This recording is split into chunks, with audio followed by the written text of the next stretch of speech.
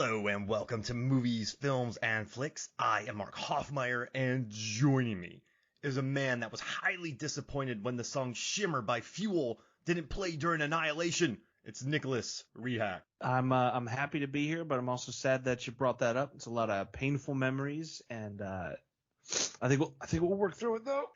Is it too far away for me to hold? Too far away? I gave that the minimum amount of work. You really did. I was like, oh boy, he's really excited about this bit. Too far away. I can't even sing like the guy from Fuel. Oh man. Right? Because you know the song Shimmer, right? Yeah. Yeah. It's too. I can't even. His voice is something I can't even match. I'm not even gonna attempt it. I'm gonna let you do it. It's like 90s grunge meets new metal, and then somewhere in between. It's like me trying to sing Our Lady Peace. I couldn't do it. Yeah. It couldn't happen. Crosby, Stills, and Nash. Our Lady yes. Peace in a while. Clumsy. Crosby, Stills, Nash ain't so bad. It's just very falsetto. Yeah. I can't hit it. I don't know. I've never been able to sing, so I don't know what I'm talking about. Like, I'm acting surprised by this. Like, it's not like I used to belt out Bublé covers just on a whim. Yeah, no, I'm more of a hummer, or just kind of like sing-songy, like talk almost. Like, we're not doing notes or anything. It's more of just like, well, let me just kind of harmonize my voice to what the song's doing. So so you're just out there making stuff up with people. Oh yeah, most of the time I'm just like going in my own little direction. And then someone walks by you and picks up on it, and then as soon as you know it, there's like 300 people following you. Yeah. And then it's on TikTok, and I'm like, great, I got to start a new one now. You become known, and you never recapture the magic of that first one because it happened totally by accident, and all the flash mobs after that just don't work. It's all gone. Oh, wait.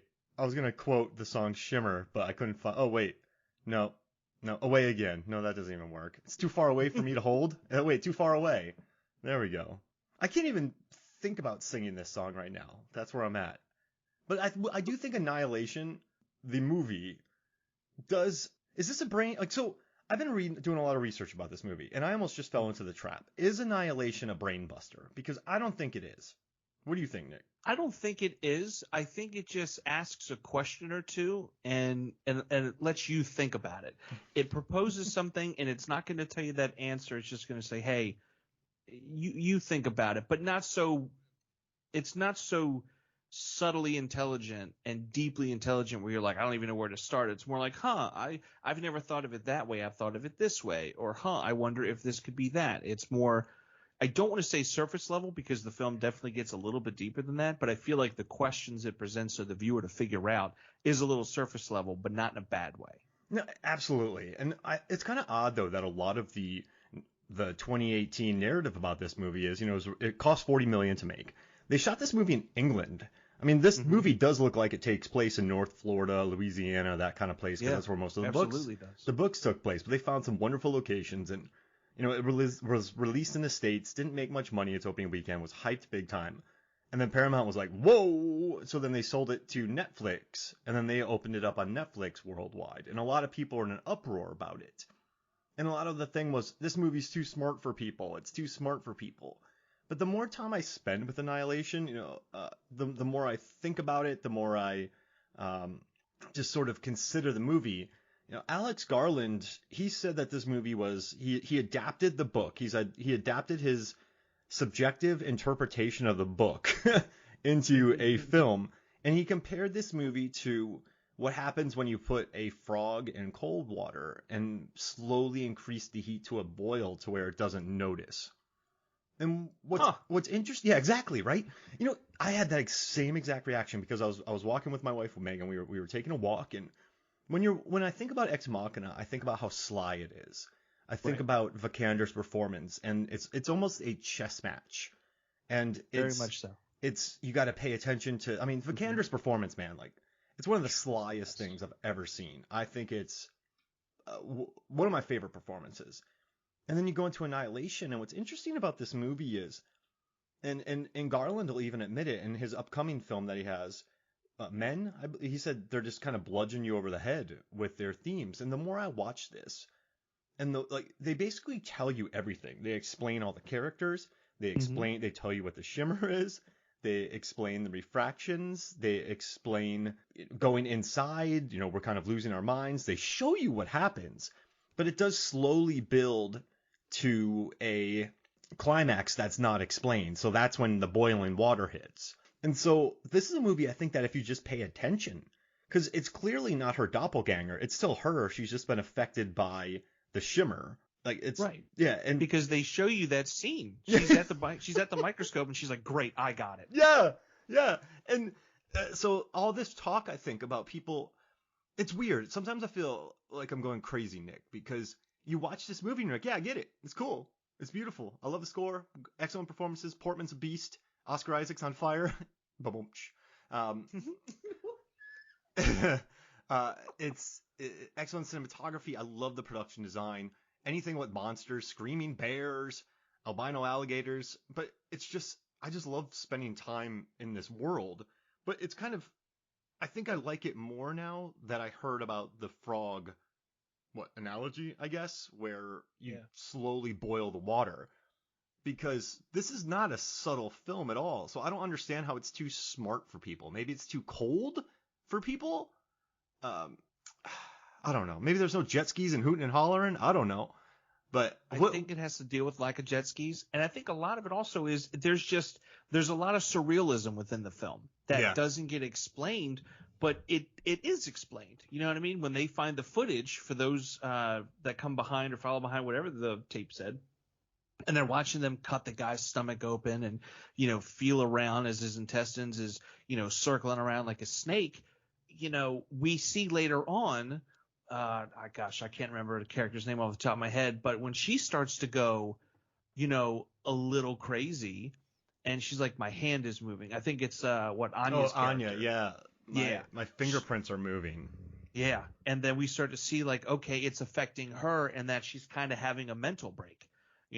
Is it really happening? Probably not, but in their minds, it is. Their mind's playing tricks on them. So when you look at that footage, I think some people see it, some people don't, especially because even Anya, she didn't see it first. She's like, oh, it's a trick of the light.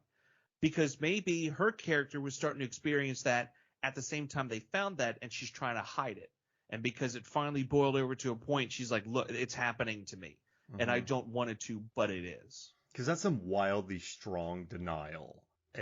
Massively strong. And she's so adamant about it. And she gets angrier as they travel deeper into the shimmer towards the lighthouse. Yeah, and just ignoring the kind of refractions and doing all that. And it's interesting how it hits all four of all five of the people who go in there differently.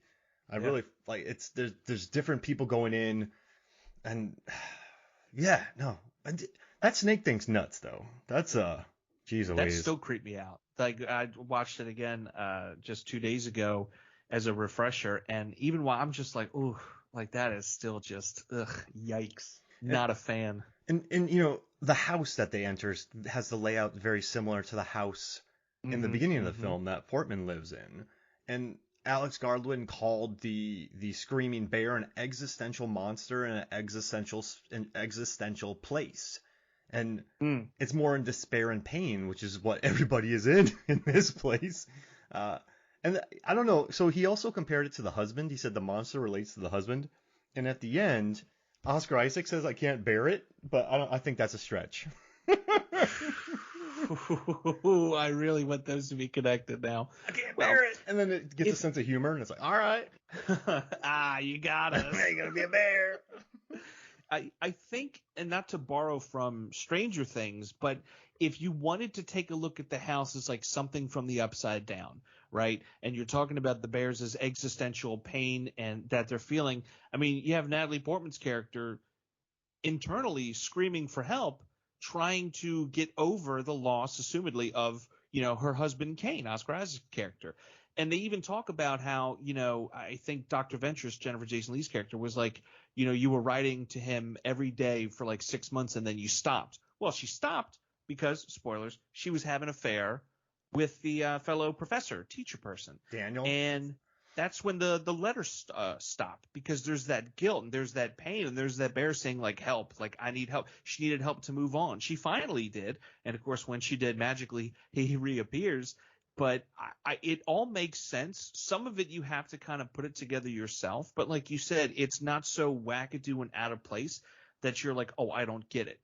When they're in the lighthouse, totally understandable, because it does get to some, really crazy spots. But I don't think it's to the point where people would just like completely shut off and be like, oh, I don't like this. I think it's just something that's wholly different and something that we absolutely don't typically see like on screen and in the theater. We don't see an idea presented in that way. No, absolutely. And Garland said that was the hardest part of making the movie when he was talking about the alien. He's like, how do we make this different? We are building everything to this alien. Like, how do we make this creature, like, what is this thing? And I kind of love that they never explain it. What Natalie Portman says, I don't know if it was trying to kill me. I don't know if it wanted to destroy the world. She's like, it didn't want, I don't know if it wanted anything. She's like, I attacked it. It didn't, like, it was new, it was changing, but it didn't know what it was. No, yeah. I thought that was really interesting, but you still sense the danger of everything and the kind of refractions kind of messing with everyone's mind. But it's more of sort of her challenging something that becomes her, the duplicate, finding that strength, moving on with a wonderful phosphorus grenade, and then just watching it burn. I don't know. It's kind of cool that what I like about Portman's character in this movie is that she's the only one who on there in that group who goes with a mission. She is just kind of like, I owe it to him. I am going to do this. And she's the one who lasts the longest. What's interesting too is when Dr. Ventress gets there, amazing name, she gets taken over. But all she wanted to do, I think, was get there. So when she got there, her journey was almost over, if that makes sense. No, it absolutely does. And I think you're almost right, I feel, when you're saying that Natalie Portman's the only one with a mission. Jason Lee's character, Dr. Ventress, she has a mission too, and that's just to get there, like you said, because we find out she's got the cancer diagnosis and she just wants to hurry up and get it not get the cancer, hurry up and get to the lighthouse before, she succumbs to that type of thing. And she gets her goal, but I don't think in a way that she's expecting to. Nobody's expecting. I think the only other person that kind of reaches where they wanted to be is Josie, Tessa Thompson's character. Yeah. I think her character was always looking for something bigger than herself, because of just how young she is, her character. And, when I was younger, I definitely felt like out of place in the world, and I didn't know who I was, where I was supposed to be, etc. And when she just kind of tiptoes away and becomes a tree person, like she becomes one with that presence that's there, I think that's that realization of like, oh, this is who I am. I'm discovering that this is what I'm meant to be, albeit in a very surreal way. But I think all of those points and everything that we're talking about, they're not big leaps to get to. It's almost like, oh, let me just look around the corner. Oh, the answer is right. Like I just had to take a step instead of it being like handed to me. And I'm not going to do the whole like, oh, our phones and we don't have the attention span. No, it's not that. It's just some films you have to take an extra step, and other films you really have to take some long walks. But I think people get the two confused. You just have to watch this movie. Yeah, absolutely. Yeah, and like you said, that frog analogy that Garland did, that's a perfect analogy for it. Mm-hmm. Just pay attention. Yeah. So there's some people who, but I think that's what was the mindset, and I hate speaking for people, but I guess when I watched this, I was expecting almost the sly sensibilities of Ex Machina, and Garland never even said he was going to do that, so that's on me. But I do think that now that I'm more comfortable with the movie, I enjoy it a lot more. Now I know what it's all about. I'm able to really appreciate it. It's no longer like me trying to, gauge a hurricane with confetti because, I'm on the wavelength of it now. So, but no, I'm so glad that you recommended this rewatch because it was just nice to kind of reappraise my thoughts about it and sort of tackle, I bought the Blu-ray, and on the Blu-ray, there's really wonderful extras. And the EPK is normally really kind of boring and standard, but just watching the way that Garland works. And you know that scene with the alligator attack, they built a tank. They built a tank in Windsor Garden. And really? Yeah, I have the size here. It's like, 25 by 25 feet. And they put they dug out 5 meters square. Then they put a tank in there inside the lake, built the house so that Portman and the characters weren't just in gross swamp water, but they were actually like in warm, controlled water. Like this wasn't Sorcerer from '77 or Brotherhood of the Wolf. Like they had contained tanks, and this is why the budget was $40 million. You know what's also interesting too is the shimmer. What I like about the shimmer is that as a director, like let's say you and I are both, we're a directing team, Hank and Hank. I don't know why we just call ourselves that. And the nice thing about the shimmer is that it doesn't obey the laws of regular lighting. So, right. I mean, actually, most movies don't obey. Like, light comes in parallel to the ground a lot, which really, it's interesting that light would come in parallel to the ground in a lot of movies, because, never mind. But what's nice about the shimmer is the light's coming from everywhere. Like, we get to you get to mold it, you get to play with it, and that's why I really liked in this movie. I mean, you do see these different light beams coming through. It doesn't have to follow a traditional lighting structure, and I think there's kind of a thrilling, auteurish ideal to that, because you can just create your own lighting, which makes me happy, and I really like that. And also, I finally noticed the tattoos in this. Did you notice the tattoos? Oh yeah, that started on Anya, and then it went to Portman. And you even had some of the soldier characters in the video they were watching. One of them had that tattoo on their arm. Yeah, so Anya had it before she went in. And then Lena got the bruise and got it on her. So the soldiers must have known, because Anya was there from the beginning. So maybe it was refracting out, and they had begun to get those tattoos. It's interesting. It's very... I never caught that before, but then, you know what's funny? I saw how, heavily, featured it was in the framing. I'm like, oh, okay, they want to tell us something. So then I looked it up, and I was like, oh my gosh. But once again, it's really featured. Like, it's not a sly move. You see that tattoo. So, and I guess it makes... especially, you see it early on when she's speaking with... I don't know his character, but Benedict Wong in the beginning, all of a sudden she shows up with the tattoo, but they never talk about it. They go back immediately and they're like, oh, so-and-so still has the tattoo, but she doesn't yet. And I'm sure it represents some kind of trauma that they're bringing along or something like that. Or it just could be, I don't know, a weird trick of the light. You know what I mean? Because that's something that Anya kind of relied on to explain what had happened in the footage and everything. But yeah, it's something that always grabbed me. I was very, very fortunate. I saw this in theaters. Yeah, same. I think them jumping to Netflix really hurt the film, but that's another conversation. I was so happy to see it in the theaters, and I actually didn't notice the tattoo the first time around. I went with the FTS gang until one of them pointed it out, and I was like, what? A couple weeks, months later, getting the Blu-ray, and then I just picked up the 4K, so I was able to watch that. That version of it this time around, and just gorgeous. It's such a mesmerizing film, and the little winks like that, the little tattoo and it adds so much more to it. And again, if you just watch it and pay attention, you'll figure it out.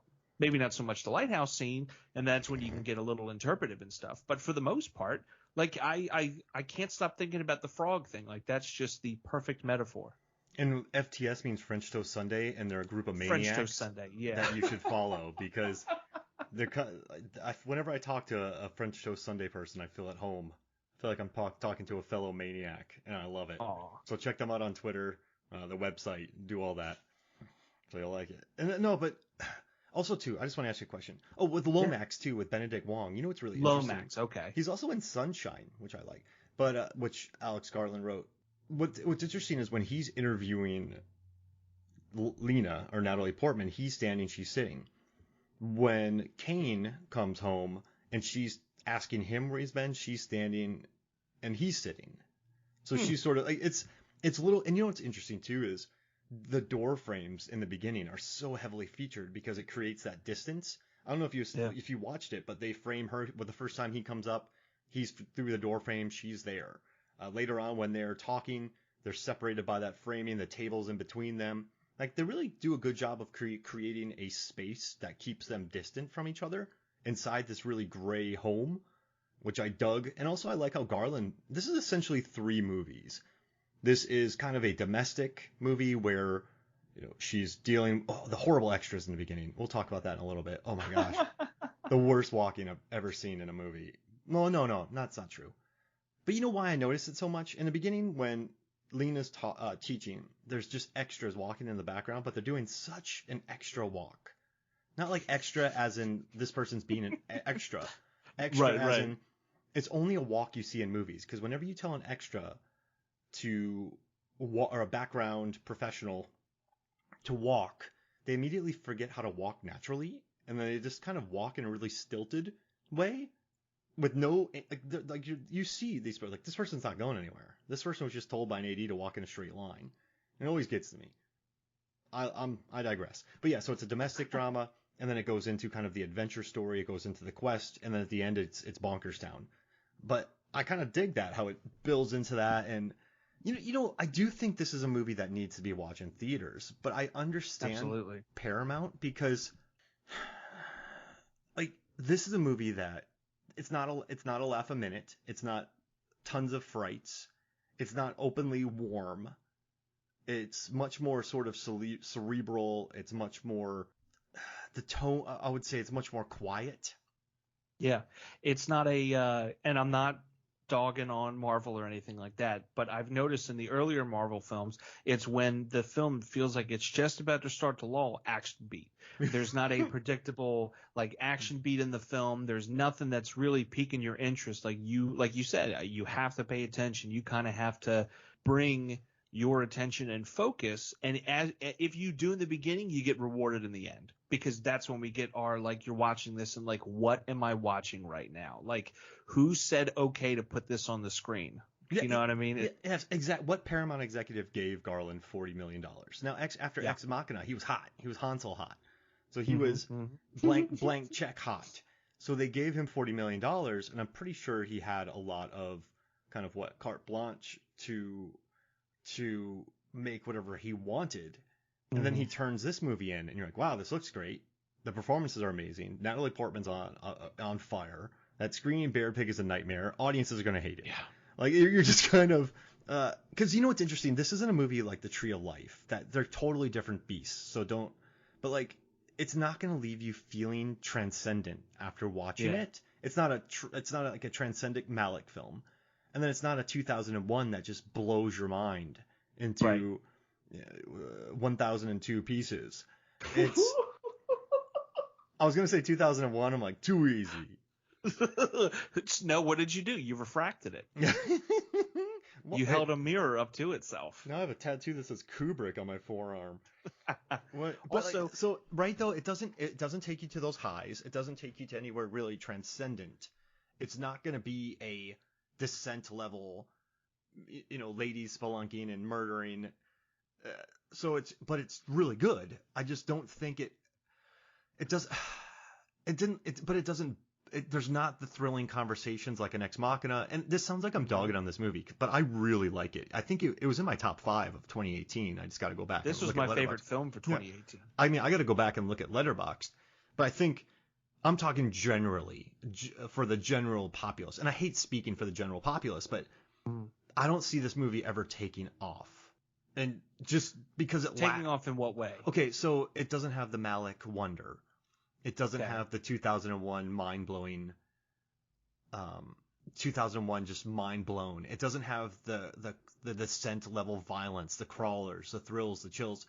It's also not wildly cerebral or sly or chess match like Ex Machina. It's just it tells you what's going on. It explains everything to you, and it's just a slow boil to an ending that you kind of have to think about. And you know what's really interesting? I got annoyed while doing some research earlier because someone wrote an article and they're like, well, the narrator's unreliable, so why are we even watching this movie? And I just wanted a Kool-Aid man through the wall when I read that. And then oh no, oh yes. So yeah, sure, it's an unreliable narrator. but I think it's the truth. I mean, it might be warped by all the refractions, but at the end of the day, that's a story we got, and it's a good story. And also, the original ending in the script were that the more asteroids start falling. So it's just the beginning of Kane and Portman's journey in this film. But then they started making fun of that. They're like, oh, well, they survived all this, and now they got it, like, it's like Drag Me to Hell. But I love the Drag Me to Hell ending because it's Sam Raimi. It's mean. It's funny. So they were just kind of saying that if asteroids were coming to Earth, it would have been a better ending because that would have meant more shimmers, and then their journey wasn't ended. Not, is she, isn't she? But she's not. She is the character. She's Lena. Yeah. So what's this? But people seem to miss that. I don't know. Like, do you think they just? Do you think? I think because there's been so many films in the past where that last frame was like, oh no, like maybe they're the thing now. And when you see something like that, your immediate reaction is to jump to that instead of like taking it for what it is, and that no, she's out of it. She just has this thing. And they told you she has the thing minutes ago when she was looking at her own blood.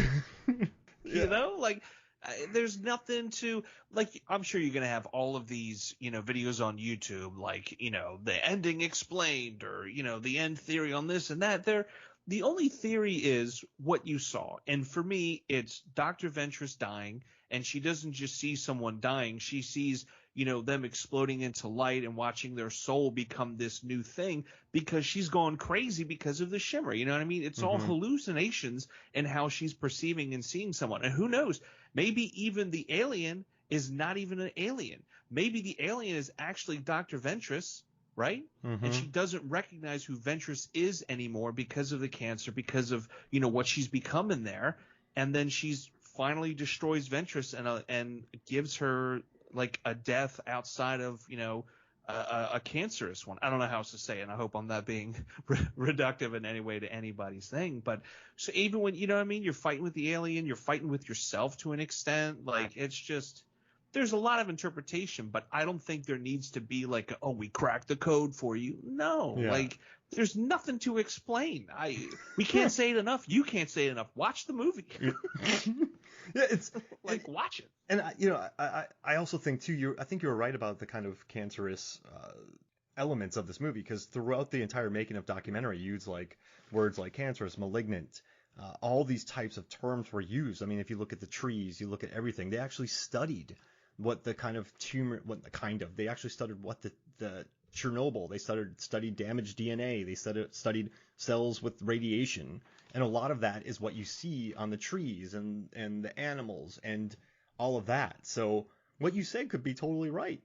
But at the end of the day, she goes into the shimmer. She comes out affected by the refractions. And then she's with the clone of Kane. Because, but like, I don't know. I don't want to sound insulting to people who didn't get it. I guess no, absolutely not. I guess it's just, for me, you watch it. I guess sometimes I get a little, I remember watching Tree of Life, a movie I absolutely adore, and it was one of my favorite theatrical experiences. And my wife were walking out of it, and I was kind of like, yeah, it was cool. It was about Sean Penn thinking about his brother's death all these years later, on the anniversary. And then there are other people kind of like, I think it means, like this. And I don't know, maybe I just read movies differently than a lot of people, but that was kind of my view of Annihilation. And it kind of makes me want to make a movie now about you being a detective, Nick, and you solve a case, and at the end you turn around and you go, or did I? Yeah.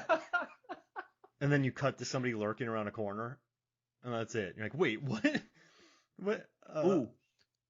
Like just... If you get really crazy, right? It's a 2-hour movie. An hour in, when you think it's solved, I look at the camera, or did I? And then the movie starts over from the beginning. And it shows me going through all those scenes, but doing stuff like wildly different, to where there's no crime, there's no detective, nothing. It's just me like laying in bed crying because I'm going through like a massive depressive episode. Wow. And the sequel to that. Then we'll throw dinosaurs in there. And yes. It's just, there's a shot of you holding your head in your hands, and you sat there while they did a time lapse for 36 hours. You stayed in one place. Yeah. And then when I look at the camera, it zooms in, I open my eyes, and I have dinosaur eyes, and then credits. And then the sequel, you're a lawyer, and the judge goes, he slams his gavel, no, he or she, they slam their gavel down, and they're like, guilty. But then they do a close-up on his face, or are they? And then just cut. That's it. And then again, we go back an hour, and all we do, we just watch it, everything completely different. And then this time, when they open up on my eyes, fish eyes. For the third one, we're going Hawaiian. Yeah. Surfing competition. You know, you do the whole surfing thing. In first place, it's Ralph Ineson. Or is he? Did I really get laid? It goes back an hour. Flower necklaces.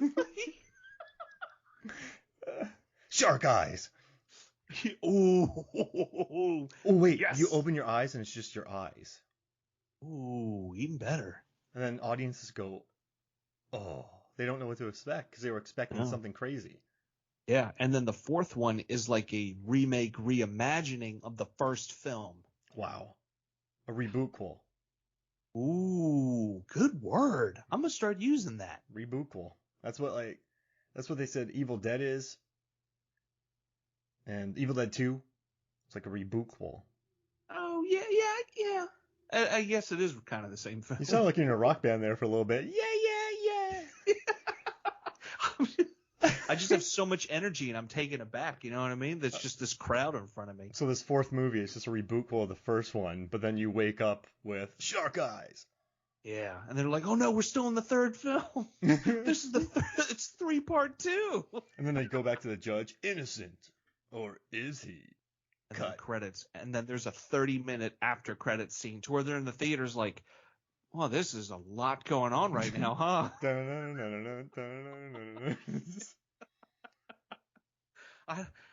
I see the guys come in here that's getting ready to sweep up after we all leave, but he's been sitting here for 20 minutes. Is he on his phone taking a break? Is he pretending to be cleaning this theater? Oh, I want to see on a movie poster the best dancing scene since Twin Peaks. It's just I don't know. That'd be good. Let's make these movies. Let's quit everything, sell everything, go broke, and then lose everything. I'm not against it. I'm not against it. I mean, the amount. I just got a PS5. I mean, I have a PS5, so I can easily sell that for 2 or 3 times what it's worth. Ain't nobody else got them out there. Oh, we're set then. Nice. We'll just film it all on a Super 8. Money. That'd be horrible. You know see, and that's like artsy. You know how much film would cost, though? Oh my gosh. Yeah. So going back, I have a couple questions for you. What do you think? Can I ask you? Ask away. All right. So, which song from the soundtrack would you take to a desert island? Since you and I have done many desert island episodes, which one would you take to this desert island to listen to with your hermit and drink coffee? Which one would you take? I feel like, to me, the obvious answer is the Alien. Yep. It's the long, sprawling, just magnum opus. But I do have a bit of a soft spot for the track Disoriented. It starts off, it's just kind of ambience, atmospheric, and then it gets into an acoustic guitar just kind of playing really simple chords, nothing crazy. And then it finishes and it goes back into that, ambiance, just kind of feel or vibe to it. And it feels like you're coming out of a disoriented state. You're kind of staring off into the distance and then suddenly you just come to. And that's what that song feels like. It feels like you're staring in the distance and then you just come to and the guitars are playing. And it also reminds me a whole lot of the soundtrack to The Last of Us and The Last of Us Part 2, which are phenomenal games that I absolutely loved. So I think there's also that connotation too, that when me and the hermit are sipping on some coffee and hot tea, respectively, we can just kind of jam and listen to the acoustic and think about, video games and what they were pre Last of Us and then post Last of Us Part 2. Like really hunker in on that. And then occasionally talk about the movie. But well, we know this island is stock. So you're thinking about video games and then going and playing video games? I forgot about that part. And then you got to get the seagulls, make sure that they're not I guess emptying their bowels on the solar panels, because that would not be great. Yeah, you don't want your game dying. Yeah, I'm going Alien. I want to listen to that though and do the most mundane things because it's You're such. just brushing your teeth. Yeah, exactly. Like brushing my teeth, flossing, not even You're moving gurgling to much. like the same thing, like. As I go about my breakfast routine, I want to listen to that. Just because you feel like a lot should be going on because it hits. There's some parts that hit during that. So when that hits, I want to be flossing with dead eyes. Just completely dead eyes. And so when people watch me, they're like, man, this guy's listening to this crazy, Ben Salisbury and Jeff Barrow, like they did an incredible job on that Annihilation soundtrack. Like, Portishead, like these guys worked on Ex Machina, amazing people. This guy has dead eyes at the climax of this song while flossing. Yeah, but you ought to see that omelet he made. That's incredible. Yeah. You think it would have been like more intense omelet making when he listens to that song, but he didn't even really move much. No, it literally is just eggs. Like it's a very simple omelet, but man, does it look good. It was probably the most lethargic omelet making I've ever seen in my life. So mesmerizing, man. I just wish somebody would explain to me how it ended. Well, he took the eggs off, put them on a really nice plate that it looks like they made there. Took out some wooden forks and a wooden knife, which looked beautiful. Beautiful. Then he sat down and chewed very slowly, swallowed, and ate it. Nothing, while still listening to this. So what you're saying is like the wood, fork, and knife represent like our primal selves when we were going across oceans and ships, like the pilgrims and stuff. Man, that makes a lot of sense now. Yeah, the fork was the ship, the egg was a continent, and then his mouth. No, wait. The eggs represented America, and his mouth represented all the people that came over and just laid waste to a beautiful country. Yeah, and the indigenous population within it. Yeah. I shouldn't be laughing at that. It's just sad but true.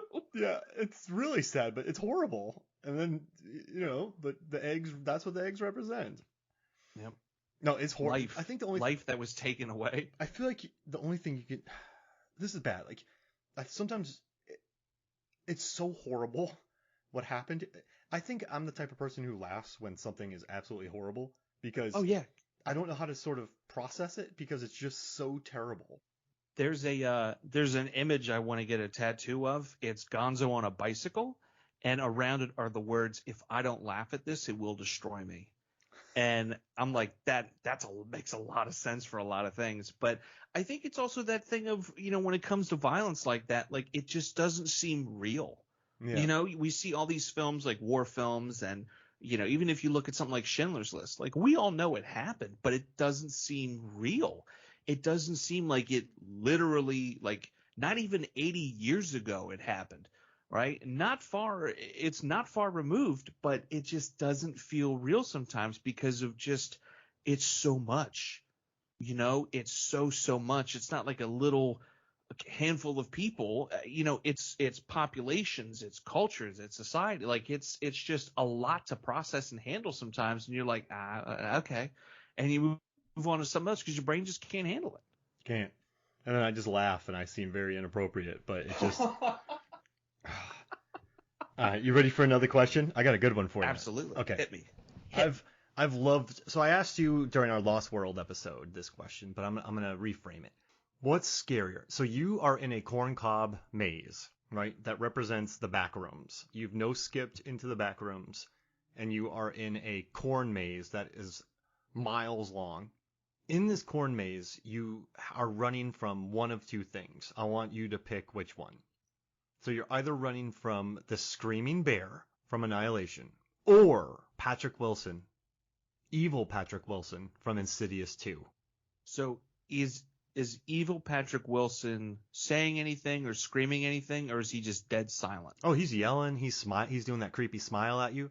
And to sweeten the pot, Patrick Wilson brought his friend Patrick Wilson from evil Patrick Wilson, polo-wearing, mustachioed Patrick Wilson from the tall grass, in the tall grass, tall leaves. One of those movies with tall leaves and grass. Stephen King adaptation.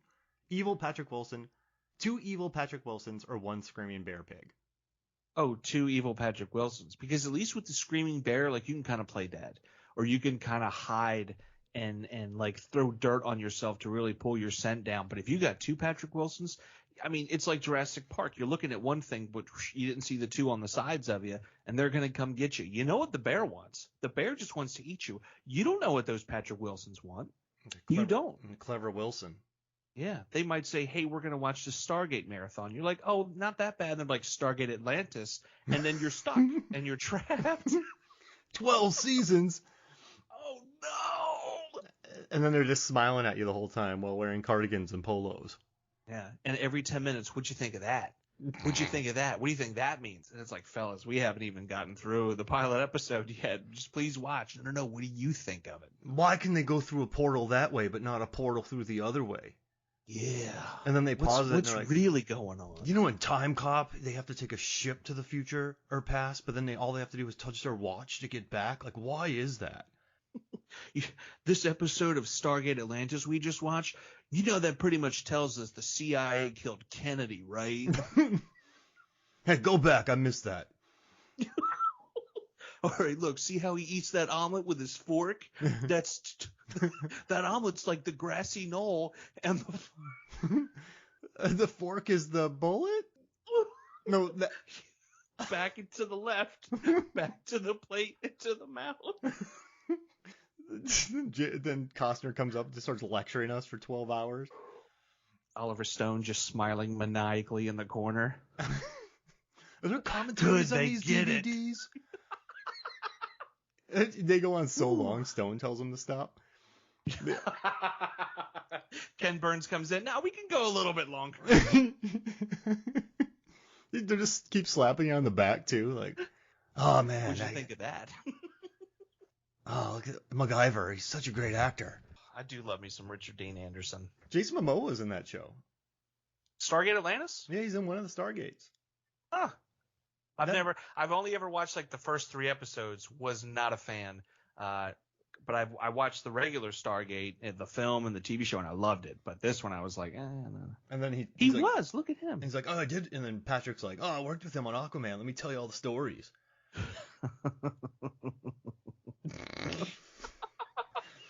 Hey, pause it. Hey, I don't want to miss anything. Yeah. Right, what did I miss? No, we paused it. I don't. No, I mean, what did I miss? Yeah. You didn't miss anything. We paused it. How quick did you pause it? I might have missed something between saying pause it and when you paused it. Yeah, like, did you see how he blinked? Pay attention to how he blinks in this moment. Or did he blink? Oh, see how he did or didn't blink? That tells us if Kubrick filmed the moon landing or not. Yep. Oh, gosh. Why is Patrick Wilson he's a conspiracy theorist? Hey, he's the evil Patrick Wilson, man. I wonder if they filmed this Atlantis in Atlantis. Look at the inside of my polo. He turns it inside out, and it's just all these theories written in Sharpie. This one says Hollow Earth. Let's talk about that one. Tell me more about Skunk Ape. What's this man bear pig? The Slender Man. And then it just says, like, bring home lunch. And you're like, what? Oh, yeah, I got to bring home lunch. These guys. Don't let me forget. I have to get honey ham, and it's going to be sliced thin. But if it's not, guess what? If it's not, then that means all of our politicians are lizard people. Thick sliced sliced ham means...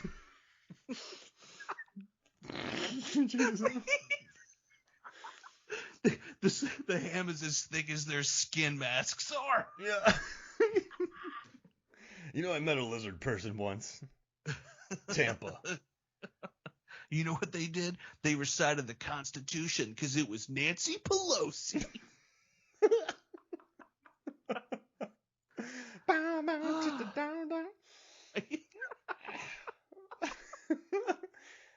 he does the whole when Puff Daddy covered he was with Robert. Who was he with? Jimmy Page on the Godzilla soundtrack. Oh yeah, when they did that. Oh gosh, what's that song? Yeah, Kashmir. Yeah, when he just performs that in front of you. Woo! Ripping your shirt off, throwing it around.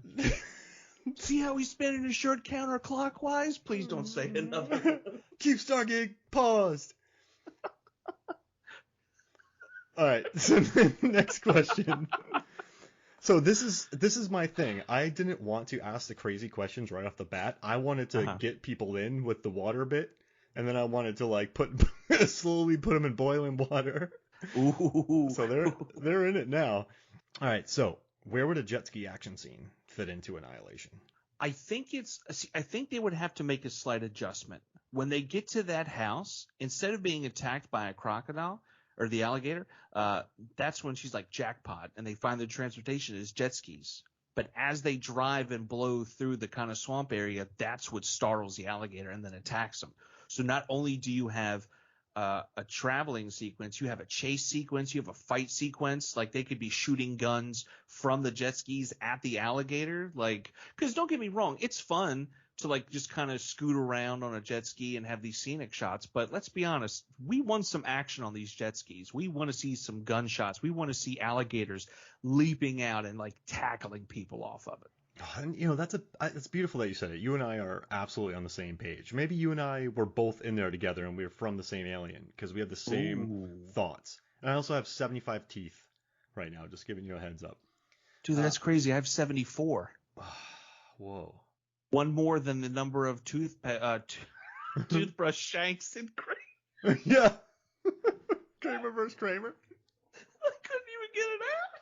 So we had a bathroom fight episode where we talked about the greatest bathroom fight of all time in Kramer vs. Kramer. That involved a ton of stabbing. Oh my goodness. Too much stabbing. As many stabbings as our teeth would stab through sandwiches. Oh man, I'd like to see a sandwich after that actually. That'd be terrifying. Now, the one nice thing about this is we're in mangroves, we're in alcoves, there's cypress trees. So if you're in the ocean, we've discussed this on our jet ski action scene draft, where a jet ski action scene in the ocean or on a straightaway is boring. Mm-hmm. But it's best when there are obstacles in the way. So, I mean, listen, you crash on a jet ski into a cypress tree, you're done. Yeah. But you wipe out on a jet ski in the ocean, I mean, you're going to roll. You might be, but you're fine. So you're going to bruise. It's going to be a little tender. Oh, man. So this scene, that would be so amazing. So you have the albino alligator chasing them. And they can't go that fast because they are in mangroves. And so they are bobbing and weaving. They're hitting alcoves. They're going in and out. And are they working like raptors, or they haven't been together that long? So they haven't been together that long. They're still getting to know each other as a team. Because remember, in that scene with the gator, that's when they find out that Natalie Portman's character was in the military because of her positioning and how she shoots the gator. If they see her handling a gun one-handed while driving a jet ski, they're going to put two and two together and figure it out. Whoa. And the other cool part is if you I'm sure the waterways are kind of be spread out like veins. Right? Almost like the wall. Oh, almost like the wall in the lighthouse, man. It's all going to be veins. So eventually they're going to hit dead ends. And now you got to circle around 180 and that gator might be right there ready to get you. So there's going to be some terrifying dead ends that could turn into a literal dead end. Oh my gosh. I have goosebumps. Yeah. Okay. I'm going to have you do something very hard. I want you to rank the 5 characters in terms of how cool they would look on a jet ski. So start with the coolest, and no, they're all going to look awesome. So let's assume that. So none of them look, so we're basically judging awesome to least awesome. So we're not saying anybody would look like a fool on this jet ski, but I want you to rank awesome to least awesome. All right. Awesome. I got to give it to Natalie Portman. I think she's going to be number one most awesome because she has drive. She's on a mission. So she's going to be just dialed in. I think when she crouches down and shoots the albino alligator in the face, when she just crouches down and she just unloads, she looks legit. She looks like a beast in that scene. It's impressive. I'm looking at it. I'm like, get him, Amidala. Like, you are just I feel like Padme, you're killing it. her character on a jet ski, the jet ski could be going 30 miles an hour, but with her intensity, I feel like the jet ski's going 70. Does that make sense? Oh, absolutely. Oh, absolutely. It's all in how you carry yourself. All right, who's next? I think next is Anya. Yeah. She's got that streak in her, that little bit of wild streak in her, and I feel like she's a bit of an adrenaline junkie because she did do EMT work, right? Mm-hmm. Was she the EMT or was that Shepard? Yeah, she said that she's seen a lot of it. And so, Yeah. Oh, man. And she'll be the one standing on the jet ski. Oh, absolutely. There's no way she wouldn't be. Yeah, she'll be the one who's standing up, doing sweet tricks and jumps. Mm-hmm. Oh, that's great. All right, who's third? Third, I think, is going to be Dr. Ventress. Mm-hmm. Because she's a pro. She already knows. She knows all the moves. She knows what to do. She's going to hold the level of awesome there. But at the same time, she doesn't need to prove herself to the rest of the team because she knows in her heart of hearts, like, look, I'm the all-star here. I'm the veteran. I'm already first ballot Hall of Fame. You guys aren't there yet. Mm-hmm. But because of that confidence, she dials it back. You know what I mean? She doesn't be egotistical. She lets some of the other players shine like a true all-star does. But when the time comes, you bet your balls she's going to be up there like running the show. Oh, yeah. And she's going to be the one taking the straightest line, I would say. Oh, yeah. She's not going to be. I have a feeling Gina Rodriguez, when you looked at the GPS of her trip, it's just going to look like the craziest zigzags you've ever seen ever.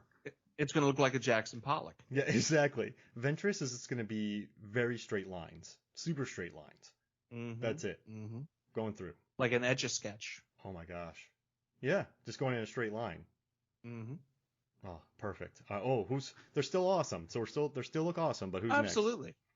I think next it's going to be Shepard. Mm-hmm. And I'm picking Shepard because I'm jumping ahead to last being Josie's character. I think because Josie is still so new and is trying to, again, understand her place and, to the team and everything like that. I think she's going to have that uncertainty while on the jet ski too. And Cass is very motherly towards the other characters in the film. So I think she's going to be hanging back a little bit, keeping it awesome. So Josie has a model to look up to for awesomeness. But I think she's also hanging back and making sure that Josie's okay. So it's like a tandem. They're together 4 and 5. But I would go Shepard 4 and then Josie 5. You know what makes sense? You know what's crazy is Tessa Thompson, this was around Thor Ragnarok time, so she was jacked during this. But the character herself, Josie, is not the most physical, I would say. So I don't think she would be enjoying the ride. I don't think any of them would be enjoying it, but she would seem the most uncomfortable, I would say. And you know what's interesting? It's probably smart to kill that Shepard was killed first because she was the grounding presence of all of these people. And it's kind of sad that she didn't get everyone got their own particular send-off. But I guess by establishing Shepard as almost the main character in the first 30, 40 minutes, her death came as a big surprise. Right? Because she's the one who gets all the talking. It's her true. Portman in the canoes talking. So she's the one telling who they are and what they lost and that kind of stuff. So and then she's the one quizzing Portman about who she is. So I guess it does make sense that she got because Ventress is the lead. She's kind of on her own, professional. Yeah, Shepard. Yeah, wholeheartedly agree. I have a couple questions. The one question I have is there's a scene in the beginning not in the beginning when they just get into the Shimmer by Fuel, wonderful song. So far away to meet you, girl. When they get into the Shimmer, and there's a long scene where, and it comes back later because you learn that they're not blocking it; it's just being deflected. But when Tessa Thompson's character Josie's like, yeah, the radios don't work. This doesn't work. This doesn't work. And then Ventress just goes, no one's talked out of here for three years. Why are you telling us this? And that felt quite clumsy to me. That might be the clumsiest part of dialogue filmmaking because it's basically you spend this long time going, nothing works in here. Which way are we going? Okay, we know where we're going. And then Ventress like, you guys are idiots. We haven't heard anything for 3 years. I guess that would be said, but I also felt it was a bit exposition-y. Does that make sense? Or am I completely wrong here? I think it's I think it's the line read, and I'm not knocking any of the actresses; they're all fantastic in the film. But I think it's just how it's read kind of seems like it was shoehorned in there. Mm-hmm. So I see, I get what you're saying.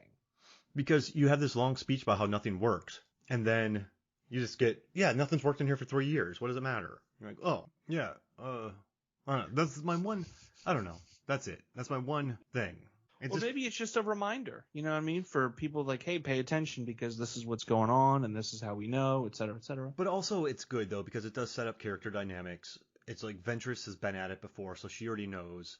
But then you get Shepard knowing which way to go, so that shows how crafty she is. It's interesting that Portman's the disoriented one out of the entire group. So, yeah, it's a good character beat. It just felt, I don't know, I felt that scene, if that makes sense. I didn't. No, absolutely. I didn't, you and I canoe a lot, so you and I talk a lot about life while canoeing.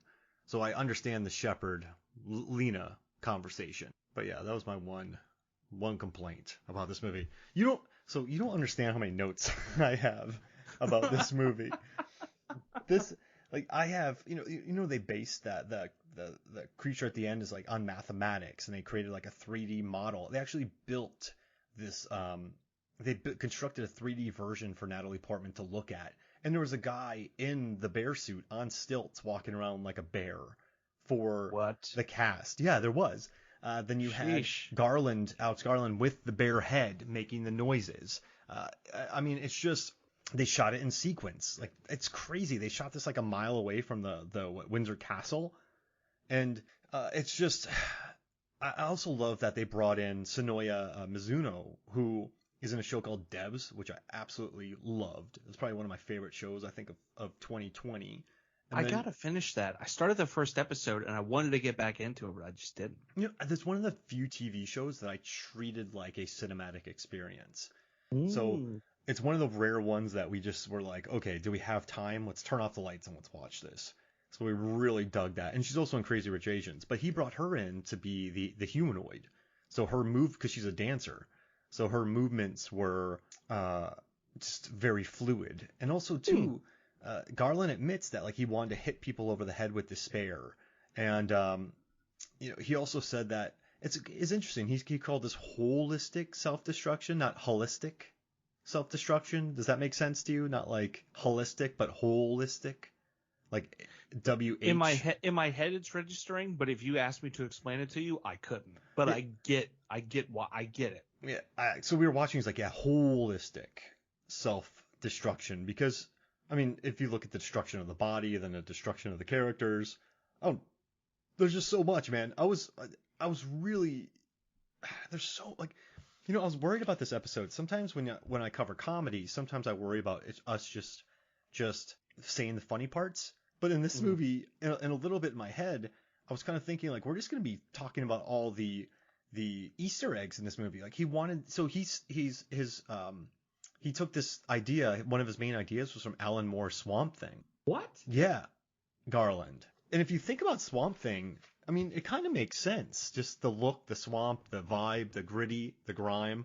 It's just it's pretty interesting. It's just, this is a good movie, man. But I guess, it's weird. Do you know when a movie doesn't do well in theaters, you sort of understand it? Like, The Master, that movie had a big budget and it didn't really make that much, but I get it. Totally get why. I love that movie. Yeah, no. I was fortunate enough to catch it in theaters. Like, amazing. But like you said, I get why. I mean, it's a beautiful movie. It is. Absolutely. It's a beautiful movie, but it made 28 million worldwide on let's see, what was the budget? A $35 million budget. But I don't know. It's interesting I'm so happy that these movies are made, because I do think that they are pieces of art. But sometimes, if I was a producer, I don't know if I would greenlight them. I don't know if that's bad or good, but I mean, I'm continuously glad that Netflix is throwing money towards making these type of films. But I guess I also understand Paramount's. Do you understand Paramount's decision? How do you feel about that? Because you said what do you think they should have put this in the theaters? I absolutely think they should have put it in the theaters. You're already so much into it finance-wise. You're riding on his coattails, Garland's coattails, of being hot off of Ex Machina. You know what I mean? Even throw in there like from the writer of Sunshine, and then you're like, people, okay, I know what I'm getting into, and just go in. Don't throw it off to the side and cast it, because then you're showing a lack of confidence, and then are other directors or other auteur types or other people going to want to flex their creative muscle under your studio name? You know, you got to think about that too, where they go, oh, well, you did Garland dirty on Annihilation, because had they released it worldwide in theaters, I feel like it would have done a lot more money, and it would have found a home. You know, it would have ended up maybe something almost like a Donnie Darko, where in theaters, people were kind of like, what? And then it grew this second life from, rentals. And obviously this case, it would be from like streaming and stuff. And it just, I think they really they did themselves wrong. It was already there. Just go ahead and finish it. It's like, I see the last turn for this race. Nah, I'm good. And you just pull over, and you're mad dogging on a hot dog from the stands. No, you're right. And then also too, when they decided to put on Netflix, that set the tone for this movie's a failure, or this movie is, they even said it. They're like, this movie is just too smart. So that set public opinion right then and there.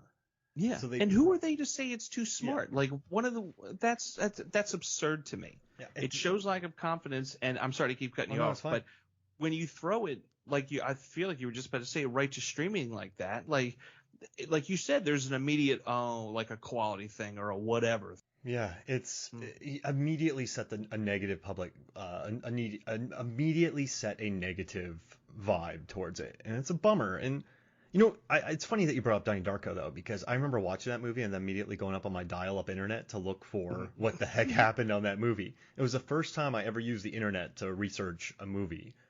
And I got the Arrow Blu-ray of it. I just need to get into it. There's like so much extra on that Donnie Darko thing. But recently, though, Garland was talking about this. He said in an interview, he said the reason he made it is it's super original. He said so many stories are retellings of other stories in a really self-conscious way. To that extent, I almost feel like it's ritualistic. Like you see the beats of the particular story starting and you think, wow, we're doing this again. It's happening again. What is the ritual? Where's the comfort? What's the need this is addressing? Because particularly so many of them are not comforting. They're kind of disturbing. It's just a weird thing. And Jeff's book seems to sit totally outside that, which I thought was really interesting. And I think that nails it right there. I think you don't know what you're getting into, dude, with this movie. I don't think you could ever predict it, where this movie is going. I never could have predicted the jet ski action scene. So it's just a tough one. But I think it does have an audience now. Because when I talked about we were doing this, people are like, "Oh my gosh, Annihilation's amazing." So it seems like it's the type of film. But what kind of stinks though is like, do you? It's only been 4 years, but do you sense a cult around Annihilation, like a Donnie Darko or Barb and Star, which is amazing? Do you sense kind of like a cult vibe around it, because it's just a good movie that people like? And it didn't do well in theaters, but it's generally well received by the populace. So do you think it'll ever form a cult audience? I only think it would if there was some type of remake, retelling, or a continuation of the story that people would fling and go back to the original. I think this is one of those films where you're in one of two camps. You didn't like it or you love it. Like there's no like, oh, it was cool. Like, no, you were into this film from the jump. If you like it, you're not like, oh, dude, Annihilation. You're not like, oh yeah, it was fine. I think you're truly all in on it. No, you're right. And I dig it. Now, last thing. Daniel, the man that Lena's having an affair with. He's very full of himself, I would say, because he like puts his hand on her arm. He's like, you need to come out. And then he also tells her that we're a clear intellectual match and that we're both perfect for each other. And she's like, what about your wife? He's like, stay away from my life. I love my wife. And then he's always just telling her what to do. It's not. And then she says she hates him, which makes sense because she hates herself, I guess, at that point. But he's a turd, isn't he? Daniel is but I mean, I guess it's, I don't know. What'd you think about that character? Yeah, he's kind of I don't want to say a weird guy, but it's definitely a situation where you're like, what do you see in him? Like him?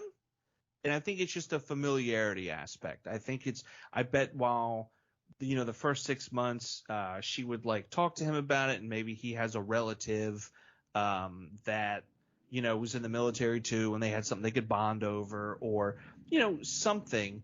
And then it just happens to where, the relationship gets awkward, and she got what she wanted out of it, and she's moved on, and he just hasn't. And he's kind of, I'm not saying he's going the whole like nice guy neckbeard route, but it's borderline that. Like, it's definitely borderline that. And if you look at all of Alex Garland's films, especially the one that just came out, there's always weird relationships between the male and female characters in his films, and in a very like a talk downy kind of way. They never look at a female character as an equal. I mean, even Daniel is like, we're an intellectual match, but that he's looking at it as like, we can debate and I'm still going to win, but at least, you'll be a worthy sparring opponent in my mind how I read that. That's perfect. He's telling her that. Exactly. Now, I'm sure someone's trying to be like, build you up like, oh, no way, you're so smart. Put yourself back out there. Anybody would love to be with you. It's not coming across as that. It's that like, hey, like, babe, get in the car. And it's like, oh, I don't know, get in the car, babe. Will Arnett from Hot Rod? Babe. Yeah, babe. Babe. I think it's very much a relationship like that. And then you got to think, outside of the Oscar Isaac one, there's no real, male interaction with her. I mean, you got, B.D. Wong's character, but with him, it's more of he's just grilling her. He's just like, what happened? He's like, how do you not know? Like, it's just very like, I don't believe your story kind of thing, which I understand, because even in the beginning, she's like, it was days. He's like, y'all were out there for months. Like, what are you talking about? And of course, everybody dies. She's the only one that's coming back, et cetera, et cetera. But it's just, they all just talk down to her, Just like Ex Machina. They underestimated. Yeah. And then like, almost like my favorite scene in Ex Machina is, when he gets Oscar Isaac gets confronted by Gleason's character, Domhnall Gleeson, and he said, I saw you tear up her drawing. He's like, yeah, I'm about to tear up the dance floor. And he just gets out there and he busts this move, but it just shows like he doesn't care. He's in it for himself. And Sonoya Mizuno is the dancer with him on there. See, there you go, bringing it all back around. Oh my gosh. Well, right now I just hope that everyone's minds are cut loose and their flesh has been turned into liquid from this episode. So, hey, Nick, do you want to promote yourself before we get out of here? Sorry, I know. Hopefully, it didn't seem like I'm ending this too quick. But anything you want to promote anything you want to promote before we get out of here? Real quick, just Rehack Radio over on Mixcloud.com. I do have some new episodes coming. It's been a little bit. Some might say it's been a while, but new stuff is coming. And then for you Lambcast fans out there, Jay recently held an episode of Lamberty, and I submitted so many questions that the entire first round is all questions that I wrote. And I'm very proud of a category called This Category Brought to You by Taco Bell. So Demolition Man? Not an ad. So, definitely check that episode out when it's out. Well, that's awesome. Well, as always, man, it's just a joy to have you on. Thank you so much. I love being on here. This is a blast. I'm glad we got to get it. This one, we started off normal, and then we hit it hard. Weird. So we went full Annihilation on this, and that makes me happy. Hey, we did the frog. You know what I mean? We just slowly brought them into the fold, and then all of a sudden, conspiracy theories about hollow earth and reptile politicians. Sounds like a dance from the Lonely Islands. We did the frog, doesn't it? Yeah, we did the reptile. We grab a face and rip it off. The chameleon. I said, rip it off. They threw it on the ground. That's not my phone. That's not my dad. That's a cell phone. That's not my dad. That's a screaming bear. All right. So, hey, this was fun. So, for me, Mark Hoffmeyer, for Nicholas Nicholas Mad Dog Rehack. Ooh. This is Movie Songs and Flicks. We'll see you next week.